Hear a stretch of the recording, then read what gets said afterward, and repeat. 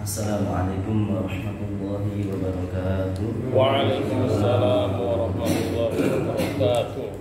Innal hamdalillah nahmaduhu wa nasta'inuhu wa nastaghfiruh wa na'udzu billahi min shururi anfusina wa sayyiati a'malina.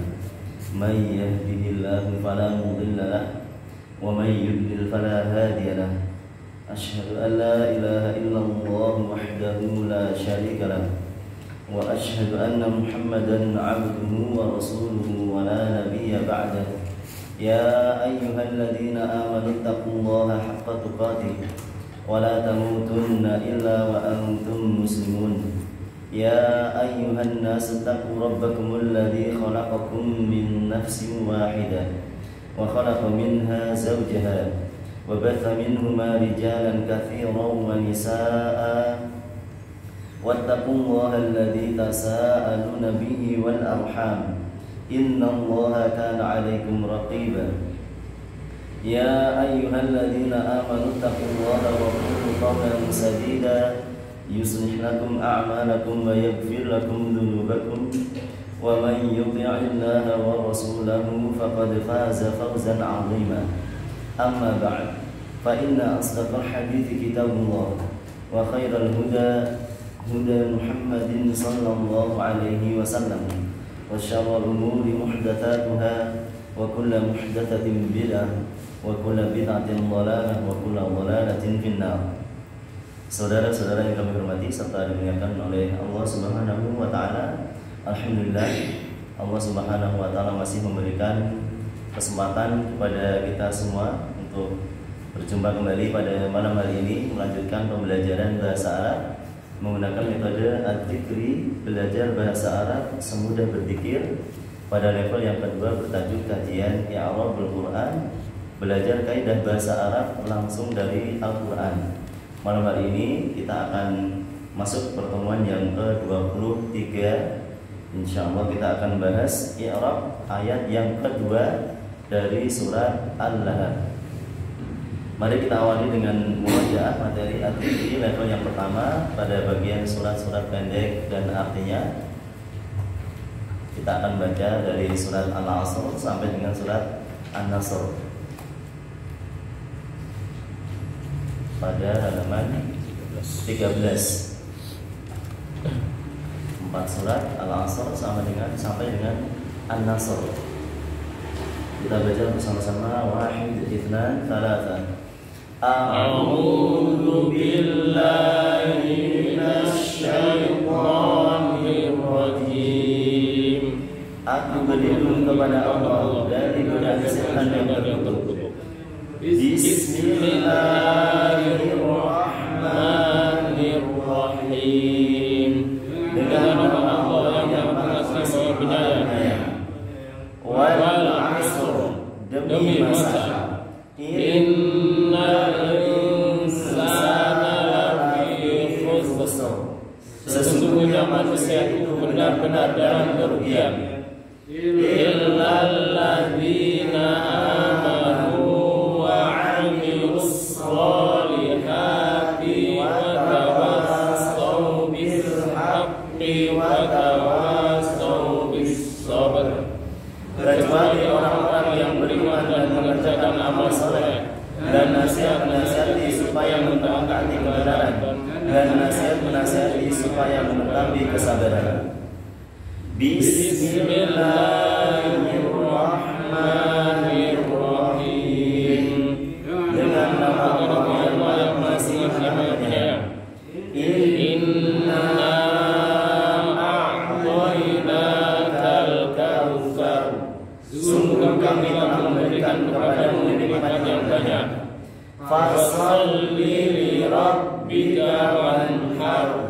Maka diberikanlah sholat kepada Tuhanmu dan berkorbanlah. Inna syani'aka huwal abtar. Sesungguhnya orang-orang yang membencimu dialah yang kudus. Bismillahirrahmanirrahim. Dengan nama Allah yang Maha Penyayang. Qul ya ayyuhal kafirun.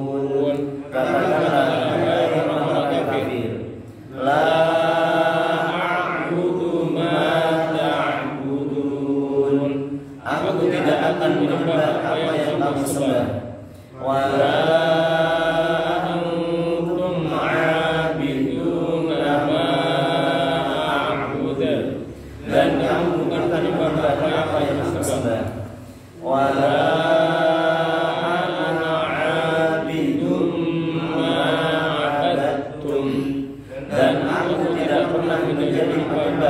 apa yang kamu sembah. Wala antum abiduna ma a'budu, dan kamu tidak pernah menjadi penyembah apa yang aku sembah. Lakum dinukum waliyadin, untukmu agamamu dan untukku agamaku. Bismillahirrahmanirrahim. Dengan nama Allah yang Maha Pengasih Penyayang. Idza jaa nasrullahi wal fath, apabila telah datang pertolongan Allah dan kemenangan. Wa ra'aitan nasa yadkhuluna fi dinillahi afwaja, dan kamu melihat manusia masuk agama Allah dengan berbondong-bondong. Fasabbih bihamdi rabbika wastaghfir, maka bertasbihlah dengan memuji Tuhanmu dan mohonlah ampunan kepadanya. Innahu kana tawwaba, sesungguhnya Dia adalah Maha penerima taubat. Cukup sampai surat An-Nasr. Adapun surat Al-Lahab sampai An-Nas insyaallah kita baca pada pertemuan yang akan datang. Berikutnya kita lanjutkan dengan murojaah materi yang terakhir sebelum libur 2 kali ya, karena ada keperluan yang lain. Pada halaman 74. Pada halaman 74 kita baca surat Al-Lahab ayat pertama dan artinya. Bismillahirrahmanirrahim. Tabbat yada abi lahabin wa tabb, binasalah kedua tangan Abu Lahab dan benar-benar binasa dia. Kemudian kita baca i'rabnya. Tabbat fi'lun madin mabniyun 'alal fathi wa ta'u ta'ut ta'nisi la mahalla laha minal i'rabi. Yada fa'ilun marfu'un wa 'alamatu raf'ihi al-alifu li'annahu musanna wa huwa mudhaf. Abi mudhafun ilaihi majrurun wa 'alamatu jarrihi al-ya'u li'annahu minal asma'il khamsati wa huwa mudhaf. Lahabin mudhafun ilaihi majrurun wa 'alamatu jarrihi al-kasratu wa tabba al-wawu harfu 'athfin mabniyun 'alal fathi. Tabbat fi'lun madhi mabniyun 'alal fathi wal fa'ilu dhamirun mustatirun taqdiruhu huwa. Dari ayat tersebut kita belajar kaidah ke-22 tentang Asmaul Khamsah. Diambil dari kata abi dalam ayat ini. Kata abi yang artinya bapak. Abi Lahab bapaknya Lahab. Abi Hurairah bapaknya Hurairah. Abi Bakar bapaknya Bakar. Abi Abdillah bapaknya Abdullah. Abi artinya bapak. Abi termasuk salah satu dari 5 isim yang khusus dalam bahasa Arab disebut dengan istilah asma khamsah. Asmaul khamsah. Asmaul khamsah adalah 5 isim yang unik karena tanda i'rabnya berbeda. Kalau marfu bukan dhammah tetapi waw. Kalau mansub bukan fathah tetapi alif. Kalau majrur tandanya bukan kasrah tetapi ya. Ini merupakan kekhususan dari asmaul khamsah, di antaranya kata abun. Ya, ketika marfu menjadi abu, mansub abi, aba, ketika majrur menjadi abi. Kemudian di situ kita sebutkan semuanya 5 dari asmaul khamsah. Berikut perubahannya ketika marfu, mansub, dan majrur. Berikutnya kita lanjutkan dengan pelajaran baru halaman 76.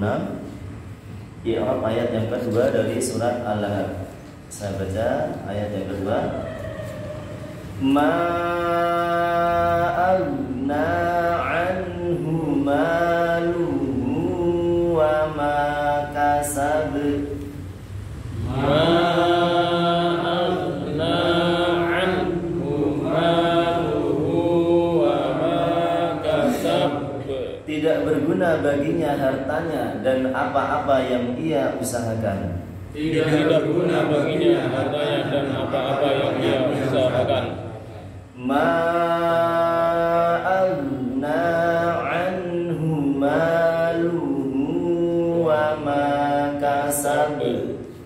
Ma aghna anhu maluhu wa ma kasab. Tidak berguna baginya hartanya dan apa-apa yang ia usahakan. Tidak berguna baginya hartanya dan apa-apa yang ia usahakan. Berikutnya kita baca ayat ini dengan metode Nurul Bayan untuk mengetahui hukum-hukum tajwidnya per huruf. Ma alif, silakan. Ma alif.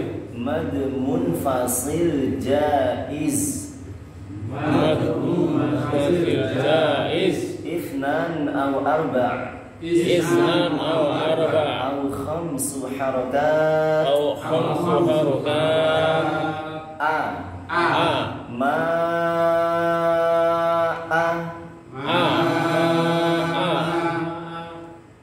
ghain sakinah al. Ghain sakinah Na alna. Alif mad tabi'i harakatan. Alif mad tabi'i harakatan. Alna. Jadi di situ bukan ya tetapi alif. Bentuknya ya tetapi bukan ya. Salah satu tandanya tidak ada titiknya. Kalau ada titiknya pasti ya. Tetapi kalau tidak ada titik ada dua kemungkinan. Bisa ya, bisa alif. Tetapi dalam kata ini bukan ya tetapi alif. Maka dia dieja dengan alif mad tabi'i harakatan. Bukan agnaya atau agnai tapi agna panjang dua harokat. Ma agna.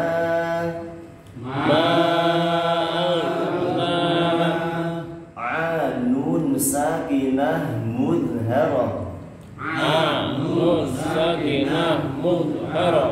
Qabla al-ha'il madmumah. Qabla al-ha'il madmumah. Anhu. Ma aghna anhu. Ma alif mad tabi'i harakatan. Alif mad tabi'i harakatan. Maluhu.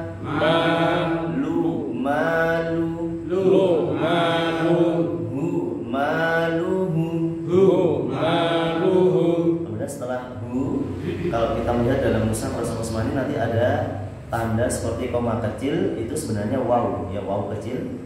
Kita eja waw mad silah sughra, silakan. Waw mad silah sughra. Harakatan. Wa maluhu wa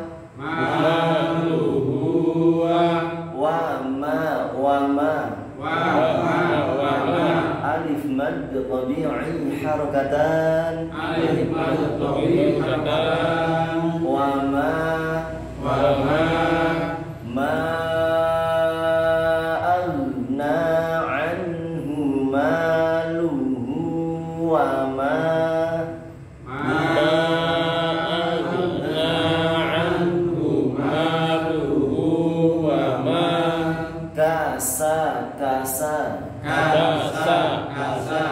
ba sakinah muqalqalah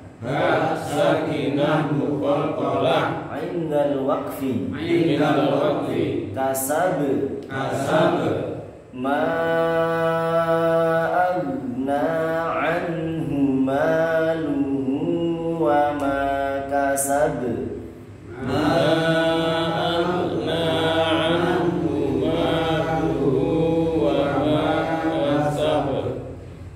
Berikutnya kita sampaikan sedikit tafsir atau tafsir ringkas dari ayat ini. Ayat yang kedua dari surat Al-Lahab, Allah Subhanahu wa taala mengatakan ma agna anhu maluhu wa ma kasab. Tidak berguna baginya hartanya dan apa-apa yang dia usahakan. Ini termasuk celakanya Abu Lahab. Termasuk keterangan penjelasan tentang bagaimana celakanya Abu Lahab. Dikatakan oleh Allah, tabbat yada abi lahabin wa tabba. Celakalah kedua tangan Abu Lahab dan benar-benar binasa dia. Ma aghna anhu maluhu wa ma kasab. Seluruh hartanya tidak berguna, demikian pula seluruh apa yang dia usahakan. Baik meliputi harta, tahta, pangkat, jabatan, kedudukan maupun anak. Anak juga termasuk dalam wama kasab, apa yang ia usahakan. Seluruh harta dan anak dari Abu Lahab tidak berguna dari Allah Subhanahu wa taala, tidak berguna dari untuk menebus adab Allah Subhanahu wa taala. Dia tetap akan disiksa di neraka yang menyala-nyala bersama dengan istrinya yang juga bekerja sama untuk membenci, memusuhi, mengganggu, mencelakai Nabi Muhammad sallallahu alaihi wasallam. Tidak berguna baginya hartanya dan apa-apa yang dia usahakan. Artinya harta dan anaknya tidak berguna sedikit pun untuk menolak siksa Allah Subhanahu wa taala. Padahal kalau di dunia namanya harta dan anak itu sangat bermanfaat. Harta dan anak itu sangat bermanfaat. Seluruh kebutuhan manusia, makan, minum dan sebagainya, dibutuhkan harta untuk membelinya. Diperlukan uang. Akan tapi semuanya itu tidak bermanfaat baginya di akhirat, di sisi Allah Subhanahu wa taala. Tidak bisa untuk menebus siksa Allah. Kalau di dunia mungkin masih bisa untuk membeli segala macam, bahkan juga bisa membeli hukum, ya. Tetapi di akhirat tidak bisa. Tidak berguna sedikit pun hartanya dan apa-apa yang dia usahakan, termasuk anaknya. Anak termasuk usaha dari orang tua. Nabi SAW mengatakan dalam hadis yang sahih, anta wa maluka li abika, kamu dan hartamu milik bapakmu. Ini menunjukkan bahwa anak itu termasuk usaha dari orang tua. Termasuk dalam ayat ini wa ma kasaba, dan apa yang dia usahakan anak-anak. Dalam hadis yang lain Nabi SAW mengatakan dalam hadis yang sahih diriwayatkan oleh Imam At-Tirmidzi, inna min atyaba ma akaltum min kasabtum min kasbikum. Sesungguhnya harta yang terbaik yang kamu makan adalah hasil dari usahamu. Kemudian Nabi mengatakan wa inna auladakum min kasbikum, dan sesungguhnya anak-anakmu itu termasuk hasil usahamu. Ini menunjukkan bahwa apa yang dia usahakan itu termasuk anak-anaknya. Demikian dijelaskan oleh para ulama ahli tafsir. Yang dimaksud wa ma kasaba itu anak-anaknya. Tidak berguna baginya hartanya dan anak-anaknya untuk menebus siksa Allah Subhanahu wa taala. Tidak bisa. Ini penjelasan atau tafsir ringkas dari ayat yang kedua. Berikutnya kita lanjutkan i'rab dari ayat ini. Ma, silakan. Ma harfu nafyin mabniyun 'ala sukuni. Ma merupakan huruf nafi pada ayat ini, ya. Nanti ada dua ma yang pertama ma nafiyah, yang kedua nanti ma mausulah. Ini yang pertama. Ma sebagai huruf nafi, huruf yang berfungsi untuk meniadakan, artinya tidak. Mabni dengan sukun, tandanya tetap tidak berubah dengan sukun, yaitu sukun pada huruf alif. Aghna fi'lun madin mabniyun 'alal fathi mabniyun 'alal fathil muqaddari mabniyun 'alal fathil muqaddari 'alal alifil maqsurati muni'a min zuhuriha at-ta'adzuru. Agna itu merupakan fi'il madhi mabni dengan fathah muqaddar, fathah yang ditakdirkan atau yang ditetapkan di atas alif. Agna itu huruf terakhirnya alif meskipun bentuknya ya. I'rabnya, tanda i'rabnya fi'il madhi tersebut mabni dengan fathah muqaddar, fathah yang ditetapkan di atas alif maksurah atau disebut juga alif layyinah, alif bingkong kalau dalam bahasa Indonesia. Tidak terlihat atau tidak tampak karena tidak bisa atau tidak boleh alif itu selalu sukun, makanya fathahnya bukan fathah hakiki tetapi hanya fathah muqaddar, bukan fathah dhahirah tetapi fathah muqaddar. Demikian penjelasan secara ringkas. Insya Allah nanti di kesempatan yang lain kita akan ketemu lagi yang seperti ini. Ada fathah dhahirah. Kalau fathah dhahirah itu artinya fathah yang lahir, yang tampak. Seperti ini merupakan fathah dhahirah. Tapi kalau fathahnya di atas alif, ya ini alif bingkong, alif yang berbentuk ya. Di sini ada fathah muqaddar. Fathah muqaddar ini fathah yang ditetapkan lawan dari fathah dhahirah. Kalau dhahirah nampak, muqaddar tidak nampak. Kenapa tidak tampak? Karena at-ta'adzuru tidak boleh ditampakkan. Alif selalu sukun. Ini hanya sebagai penjelasan untuk memperjelas i'rab dari ayat ini. Ya, kalau di-i'rabkan maka mabni dengan fathah muqaddar di atas alif maqsurah. Ya. Mungkin ada beberapa istilah yang belum paham, tidak masalah ya, kita lewat dulu yang mungkin sudah kenalan. Ya. Berikutnya anhu an harfu jarrin mabniyun 'ala sukuni al-ha'u dhamirun muttasilun mabniyun 'ala dhammi fi mahalli jarrin biharfil jarri. Anhu terdiri dari dua kata an dan hu. An merupakan huruf jar mabni dengan sukun an, sedangkan hu atau ha merupakan dhamir muttasil mabni dengan dhammah hu fi mahalli jarrin, menduduki posisi jar karena huruf jar. Maluhu fa'ilun marfu'un wa 'alamatu raf'ihi ad-dhammatu wa huwa mudhaf al-ha'u dhamirun muttasilun mabniyun 'ala dhammi fi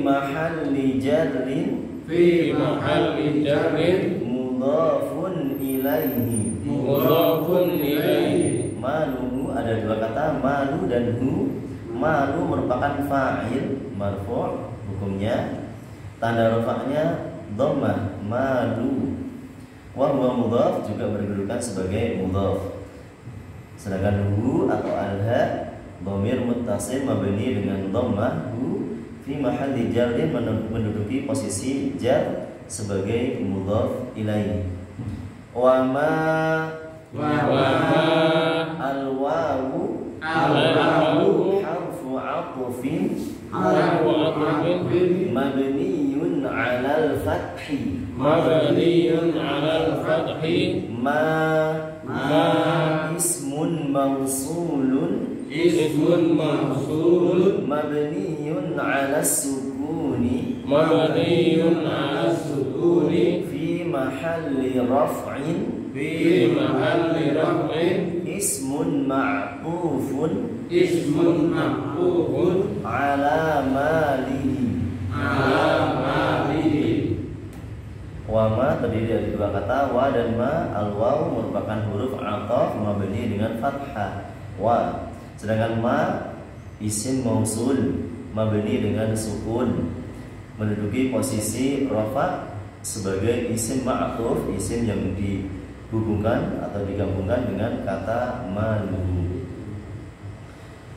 Ma yang pertama tadi ma nafiyah artinya tidak, sedangkan ma yang kedua ma mausulah artinya yang tidak berguna baginya apa-apa hartanya dan apa-apa yang dia usahakan. Sama-sama ma tetapi artinya beda. Bagaimana cara menentukan perbedaannya? Dengan melihat konteks kalimat, ya, dengan melihat hubungan antar kata dalam kalimat, maka akan diketahui fungsinya apa ma di situ. Apakah artinya tidak, ataukah artinya apa-apa yang nanti di lain waktu juga bisa berarti sebagai kata tanya apa, di lain waktu nanti juga bisa berfungsi sebagai kata yang lainnya. Berikutnya kasaba fi'lun madin mabniyun 'alal fathi wal fa'ilu dhamirun mustatirun taqdiruhu huwa. Kasaba merupakan fi'il madhi mabni dengan fathah kasaba. Wal fa'ilu sedangkan fa'ilnya dhamir mustatir taqdiruhu apabila ditampakkan huwa. Berikutnya kita bahas kaidah ke-23. Judulnya tasrif fi'il kasaba. Sebagaimana yang ada pada akhir ayat ini kata kasaba yang artinya dia berusaha atau dia mengusahakan. Juga bisa berarti berbuat. Dalam ayat lain misalnya Allah Subhanahu wa taala mengatakan wa may yaksib ithman, barang siapa yang berbuat dosa. Wa may yaksib khati'atan, dalam ayat yang lain Allah mengatakan wa may yaksib khati'atan, dan barang siapa yang berbuat kesalahan. Jadi kasaba yaksibu bisa berarti berbuat, bisa berarti berusaha. Ya, kasaba yaksibu bisa berarti berbuat, bisa juga berarti berusaha. Kemudian ada 3 bagian tasrif yang akan kita baca. Yang pertama tasrif lughawi fi'il madhi, kemudian yang kedua tasrif lughawi fi'il mudhari', dan yang terakhir tasrif istilahi. Kita baca yang pertama tasrif lughawi fi'il madhi. Kasaba kasabu, silakan. Kasaba kasabu. Kasabat kasabata kasabna. Kasabat kasabata kasabna. Kasabta kasabtuma kasabtum. Kasabta kasabtuma kasabtum. Kasabti kasabtuma kasabtunna. Kasabti kasabtuma kasabtunna. Kasabtu kasabna. Kasabtu kasabna. Dalam baca bahasa Arab boleh dibaca dengan qalqalah, boleh juga tanpa qalqalah. Misalnya kita baca kasabta kasabtuma kasabtum juga boleh, karena ini bukan kata dalam Al-Quran, ya, hanya kata-kata bahasa Arab biasa. Boleh dibaca pakai qalqalah, boleh tidak. kasabtu, kasabtuma, kasabtum. Tetapi saya sendiri ya lebih suka membiasakan dengan qalqalah supaya teringat terus dengan pelajaran tajwid, sehingga ketika membaca Al-Quran pun juga tidak lupa ya. Tapi boleh kalau kita baca tanpa qalqalah, kasabtu, kasabna, tanpa qalqalah boleh. Sekarang saya baca dari awal sampai akhir. Kasaba, kasaba, kasabu, kasabat, kasabata, kasabna, kasabta, kasabtuma, kasabtum, kasabti, kasabtuma, kasabtunna, kasabtu, kasabna. Silakan.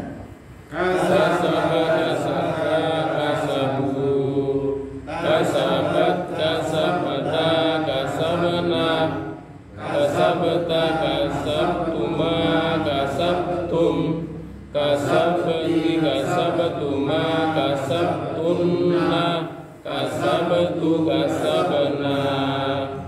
Jadi ketika kita ingin mengatakan dia laki-laki berusaha, maka kita katakan kasaba. Kalau perempuan berarti kasabat.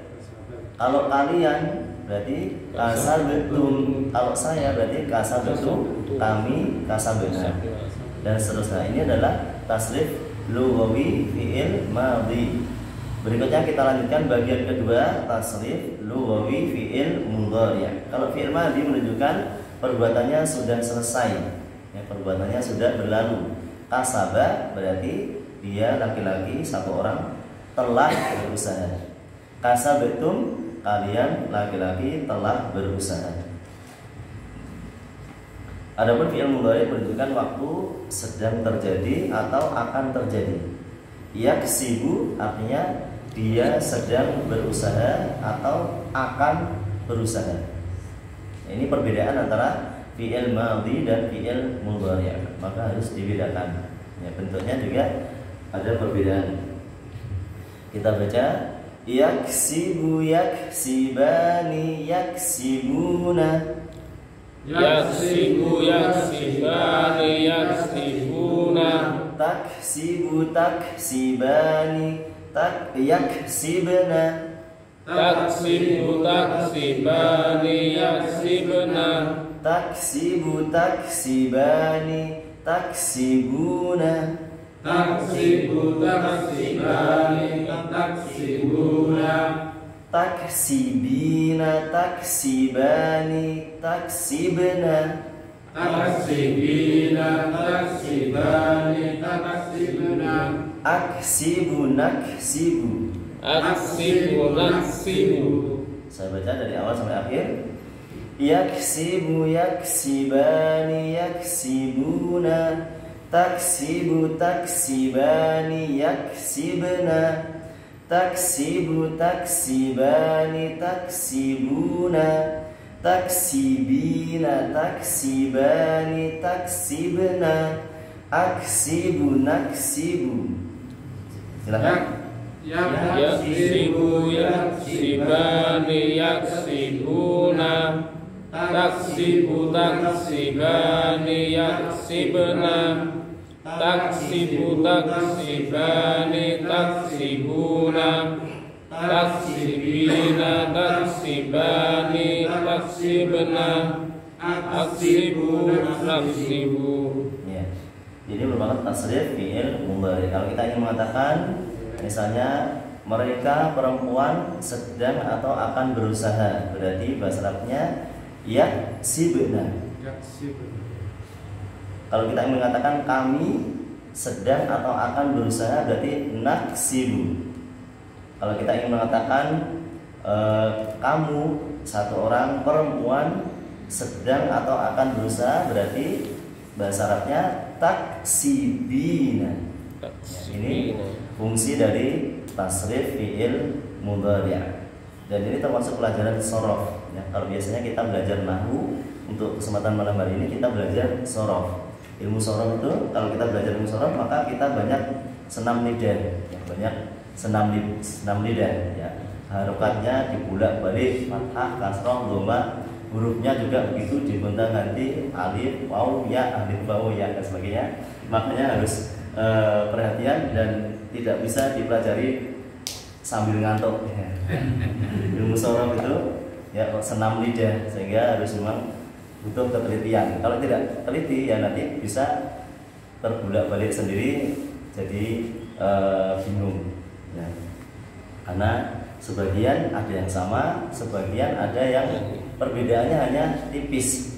Ada yang satu yaksibu pakai ya, yang satu taksibu pakai tak ya. Ada juga yang sama seperti taksibani, taksibani, taksibani, 3 kali bersama, 3 kali sama ya. Taksibani yang pertama itu untuk mereka berdua laki-laki. Taksibani yang kedua untuk yang pertama tadi untuk mereka berdua perempuan. Taksibani yang kedua untuk kalian berdua laki-laki. Kemudian taksibani yang ketiga untuk kalian berdua perempuan. Jadi sama persis, sama kata-katanya, bentuknya sama. Taksibani memiliki 3 arti yang berbeda tergantung kalimatnya. Ini fi'il mudhari. Berikutnya yang terakhir tasrif istilahi. Kalau fi'il madhi dan fi'il mudhari tadi perubahannya menunjukkan perbedaan pelaku. Perubahannya menunjukkan perbedaan pelaku dari huwa, huma, hum sampai dengan ana, nahnu. Kalau tasrif istilahi itu tidak menunjukkan perubahan pelaku, akan tapi menunjukkan perubahan fungsi atau istilah. Maka dinamakan tasrif istilahi. Kalau kasaba yaksibu artinya berusaha, kata kerja. Sedangkan kasban itu sudah berubah jadi kata benda ya. Kasban artinya usaha ya. Kasban artinya usaha, sesuatu yang diusahakan atau usaha. Sebagaimana contoh lain misalnya darosa yadrusu itu belajar. Kalau durusun artinya pelajaran, seperti itu ya, namanya masdar. Kita baca kasaba yaksibu kasban. Kasaba yaksibu kasban. Kasibun maksubun iksib. Kasibun maksubun iksib. La taksib maksabun miksabun. La taksibu maksabun miksabun. Sama lagi. La taksib maksabun miksabun. La taksib maksabun miksabun. Kusiba yuksabu. Kusiba yuksabu. Ya. Beda harokat menunjukkan perbedaan arti ya. Beda harokat menunjukkan perbedaan arti ya. Karena itu butuh ketelitian ya. Demikianlah yang dipelajari dalam sorof. Sorof sendiri artinya berubah. Sorof artinya berubah. Saya baca dari awal sampai akhir. Kasaba yaksibu kasban. Kasibun maksubun iksib. La taksib maksabun miksabun. Kusiba yuksabu. Silakan. Kasaba yaksibu kasban. Kasibun maksubun iksib. La taksibu maksabun miksabun. Kusiba yuksabu. Kasaba yaksibu artinya berusaha sebagai kata kerja. Kasban usaha sebagai kata benda. Kasibun artinya orang yang berusaha. Isim fa'il. Kasibun orangnya. Kalau maksubun yang diusahakan, objeknya. Objeknya maksud. Isim maf'ul. Kalau iksib kata kerja perintah artinya berusahalah. Iksib ya berusahalah atau berbuatlah. La taksib jangan berusaha, jangan berbuat. Maksabun tempat berusaha. Miksabun alat berusaha. Kusiba dan yuksabu artinya diusahakan ya, diusahakan. Kata kerja pasif ya. Kalau ada kata kerja bentuknya seperti ini diawali dengan dhamma kusiba yuksabu. Seperti dalam ayat surat Al-Baqarah ayat 183 Allah mengatakan ya ayyuhalladzina amanu kutiba alaikumus shiyam ya. Kutiba di situ artinya diwajibkan, ditulis atau diwajibkan. Sama bentuknya seperti ini. Ini disebut kata kerja pasif atau dalam bahasa Arab disebut dengan fi'il majhul. Fi'il majhul, majhul artinya tidak diketahui. Ya.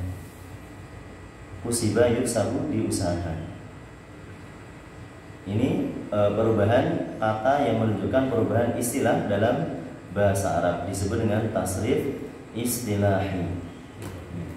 Sebagai penutup, mari kita baca ulang bersama-sama dari awal. Dimulai dari fi'il madhi, tasrif fi'il madhi. Wahid, ithnan, thalatha. Kasaba, kasabu. Kasabat, kasabata, kasabna. Kasabta, kasabtuma, kasabtum. Kasabti, kasabtuma, kasabtunna. Kasabtu, kasabna. Yaksibu, yaksibani, yaksibuna. Taksibu, taksibani, yaksibna. Taksibu, taksibani, taksibuna. Taksibina, taksibani, taksibna. Aksibu, naksibu. Kasaba yaksibu kasban. Kasibun maksubun iksib. La taksib maksabun miksabun. Kusiba yuksabu. Kata kasaba itu banyak terdapat dalam Al-Quran. Kalau kita membaca Al-Quran, nanti kita akan menemui banyak sekali kata kasaba. Tadi sudah kita contohkan misalnya wa may yaksib itsman. Dalam ayat lain wa may yaksib khati'atan, ya, fawailul lahum mimma yaksibun. Banyak kata kasaba dalam Al-Quran. Artinya bisa berusaha, juga bisa berarti berbuat. Ini demikian pelajaran tentang tasrif fi'il kasaba. Sebelum kita akhiri, mungkin ada pertanyaan?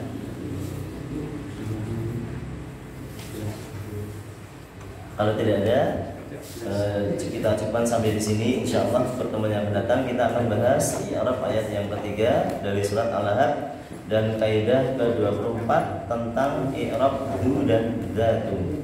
Dari kami ada kekurangan dan kesalahan, mohon maaf. Mari kita tutup dengan doa kafaratul majelis. Subhanallahumma wa bihamdihi, asyhadu an la ilaha illa anta, astaghfiruka wa atubu ilaik. Assalamualaikum warahmatullahi wabarakatuh. Waalaikumsalam warahmatullahi wabarakatuh.